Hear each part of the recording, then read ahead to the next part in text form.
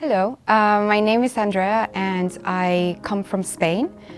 In Spain, I attended a British school for my education and very early on realized that I really like solving puzzles. And the subject where I got to solve the most puzzles was mathematics. So I decided to pursue a career or further education in mathematics, and I went to the UK to do my university and also my PhD. I liked it so much and I stayed for 8 years. After 8 years in academia, I decided that it's time to get a real job. So that's when I actually moved to Germany and started working at Trivago. My first job was about uncovering stories in the data related to where people want to travel, where people are going to travel. And I actually like this aspect of working with data and numbers to tell stories and to understand why people make the decisions that they make. So I continued down this path, and currently I work with a team of data scientists to try to uncover what accommodations you would like the most when you're deciding to go on holiday.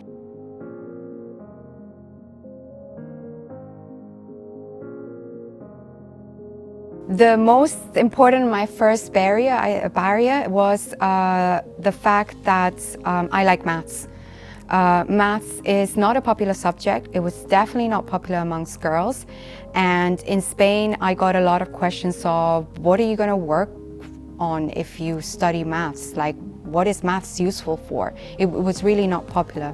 And that took me to even consider, made me feel very different and unwantingly. I didn't want to stand out. I didn't want to be different. And I was like, why do I like something that is so unpopular? Why is it is this strange? Is there something wrong with me? So I even considered not doing mathematics and doing engineering, architecture, something scientific, but more kind of popular. And I spoke to my Spanish literature teacher, and she took me aside and she told me to pursue what I like for as long as possible. At some point there might be that I have to make a decision where I have to do something that I don't like and I have to kind of stick by it. But as long as I don't have to make that decision, to continue doing what I enjoy, and maths is what I enjoy.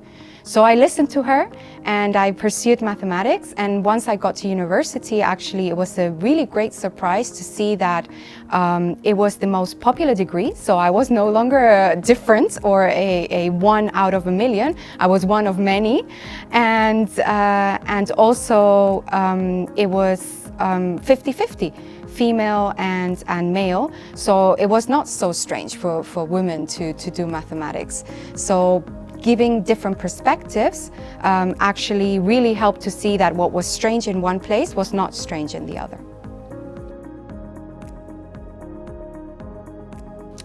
No, I never had that light bulb moment. I consider myself a very analytical person. However, when it comes to these decisions, I feel I'm quite spontaneous. There is a lot of people that have a goal, and I think that's great. They know exactly what they want to achieve, when they want to achieve it, and they have a whole path worked out for themselves. And I think that's a very good way of going forward.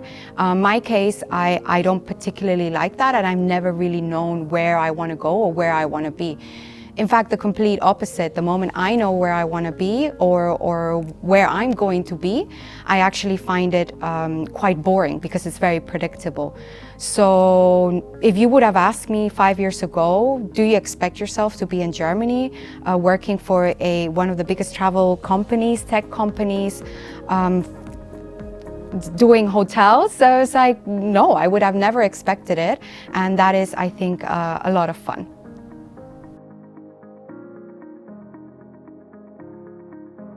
So my greatest skill set, I think, that I have right now is presentation skills.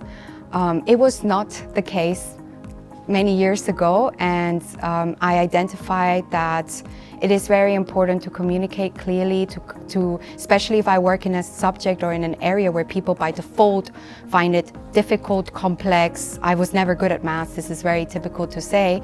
I need to make sure that I communicate in a way that people can understand, I can reach people.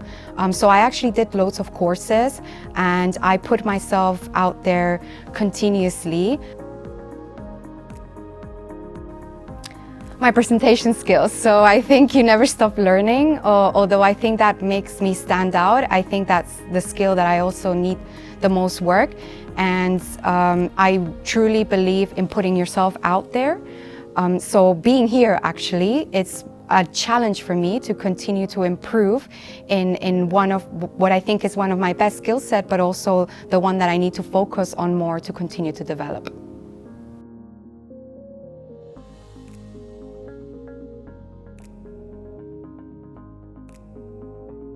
So the one piece of advice that I think has been very useful and very light bulby for me is to gather different perspectives. So when you surround yourself with people, try to get input from the people that think different to you. And that will really allow you to kind of like figure out and have as much information as possible to know if that's a path you want to take or not. You don't have to agree with everyone, but it's important to be open to all the different type of opinions so that you can consider all these perspectives when making those decisions. And then I know you asked for one, but I think it's very important to stay realistic and be aware that things will get tough at times and just stick by your choices. Because without bad days, I believe there shouldn't be good days. Like, it's always a matter of perspective.